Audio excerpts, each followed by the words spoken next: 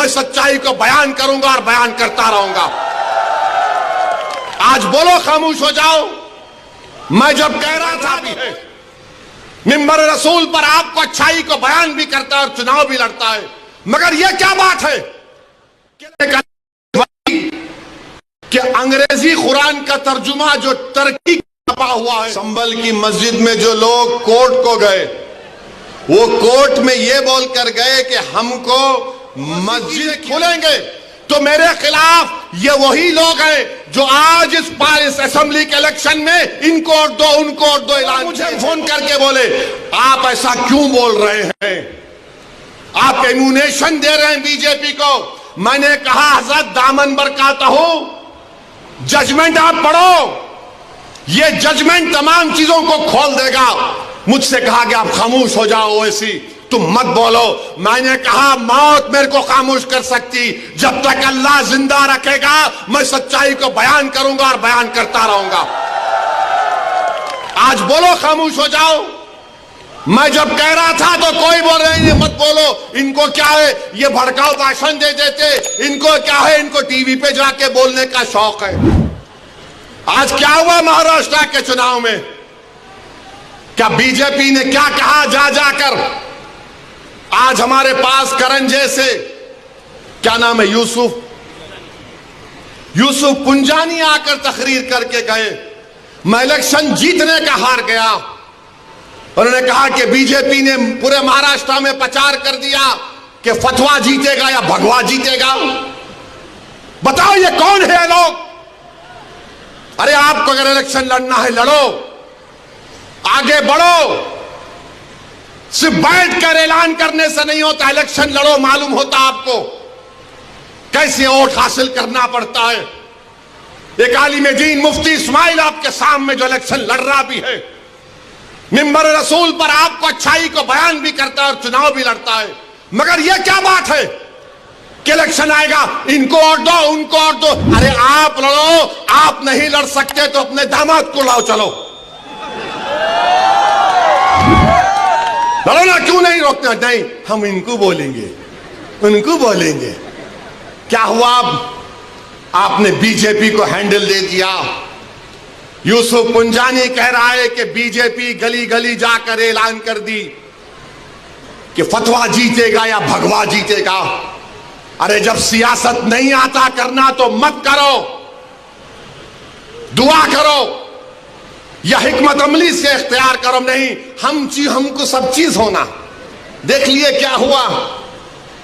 अब किधर है आप, किधर है नहीं मालूम। जाना हाथ में, अल्लाह का कलाम तुम्हारे हाथ में दिया, तुमको उसका भी लिहाज नहीं है और तुम दावा करते हो कौम का। बहुत बोल सकता हूं, याद रखो मेरी जबान को लगाम नहीं है, तुम्हारा घर से निकलना महाल कर दूंगा मैं यहां पे।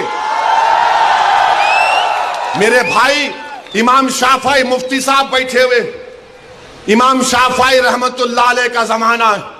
एक दौलतमंद ने कहा कि अगर अल्लाह मेरे को बेटी देगा तो जब उसकी शादी करूंगा दीन और दुनिया की दौलत उसको दूंगा। जब बेटी की शादी का मौका आया, उलमाए किराम के पास गया। उलमाए किराम ने कहा कि नहीं, तू नहीं दे सकता, दीन और दुनिया की दौलत तो कैसे देगा, तेरी कसम गलत हो गई। इमाम शाफई के पास गए, इमाम शाफई बोले बहुत आसान है। इमाम शाफई रहमतुल्लाह अलैह ने कहा तेरी बेटी की शादी कब है? उसने कहा फुला दिन है। बोले मैं आ रहा हूं, चला जा। इमाम शाफई पहुंचे, इमाम शाफई रहमतुल्लाह अलैह ने कहा कि आसान है। वो बोला कि हज़रत शादी तो हो गई, क्या है बताओ। बोले कुरान अपनी बेटी को दे दे, दीन और दुनिया की दौलत उसको दे चुका है। मैं उनको दिया, 4 कुरान दिया उनको और बोल के दिया कि आप मेरे घर को आए, मुझे पता नहीं है, मैं वकीलों की मीटिंग में जा रहा था, पलट कर आया आपके लिए, ये कुरान करीम का तोहफा आपको दे रहा हूं। अरे तुमको ओवैसी से, मजलिस से नफरत है, मगर कुरान करीम की तो अजमत का तुम लिहाज रख लेते। मैं ये बात इलेक्शन में बोल सकता था मगर खामोश बैठे रहा, मगर आज मजबूरन बोलना पड़ रहा है। याद रखो, तुम लोग जो काम कर रहे हो ना, तुम महाराष्ट्र के मुसलमानों को ना सिर्फ कमजोर कर रहे हो बल्कि तुम उनकी आवाज का गला घोट रहे हो। अरे तुम इलेक्शन लड़ो, हम तुम्हारी तायीद करने को तैयार हैं। कब तक तुम ये सियासत करोगे कि उन्हें बोल दिया, इन्हें बोल दिया?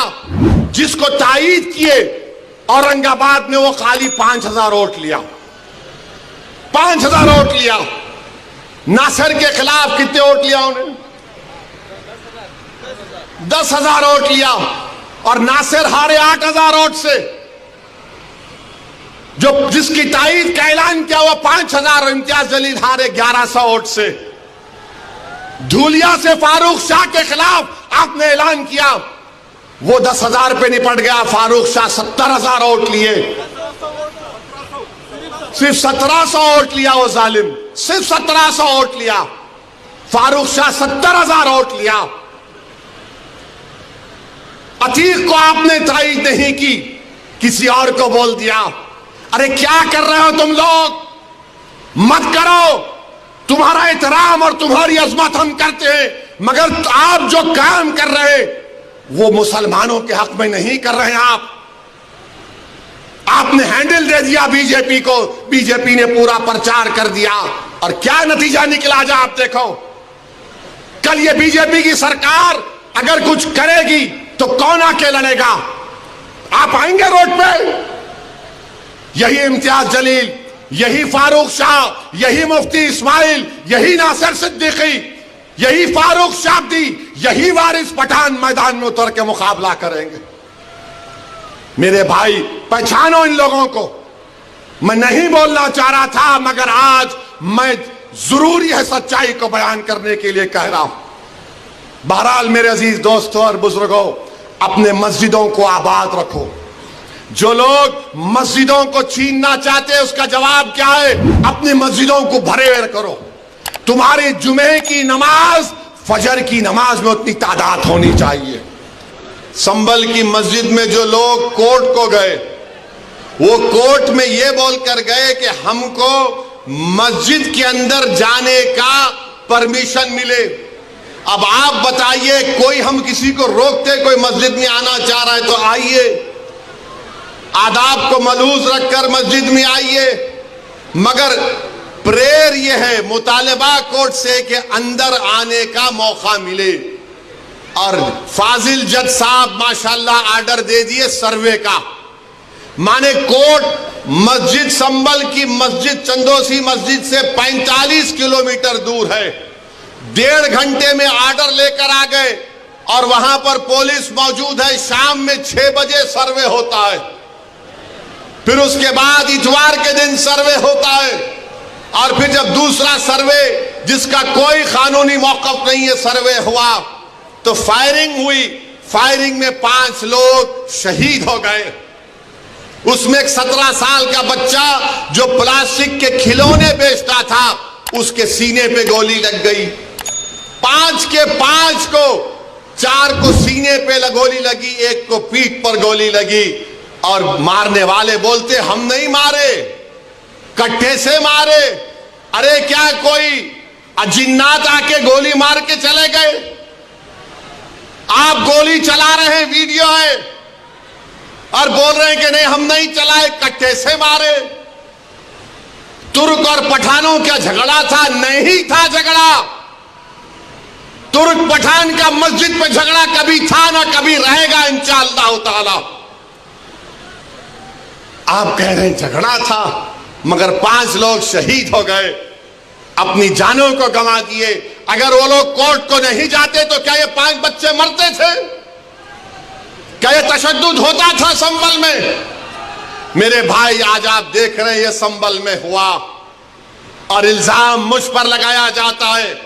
असदुद्दीन ओवैसी तुम ये बोल रहे हो, तुम वो बोल रहे हो। बार बार मुझे व्हाट्सएप के ऊपर कभी SMS के जरिए, कभी फुलां के जरिए धमकी दी जाती है। अरे जालिमो, याद रखो, मैं मस्जिद बचाने के लिए, खानखाहों को बचाने के लिए, दरगाहों को बचाने के लिए, वक्फ की जायदाद को बचाने के लिए, जमहूरियत को बचाने के लिए, कानून की बालादस्ती के लिए, इंसाफ के लिए मैं एक बार नहीं 1000 मर्तबा मरने को तैयार हूं। तुम क्या करोगे बताओ? तुम समझ रहे कि हम खामोश बैठ जाएंगे? ऐसे 12 दरगाह और मसाजिद पर केस डाल दिया गया है कि यह मस्जिद नहीं थी, फुला था, ये था।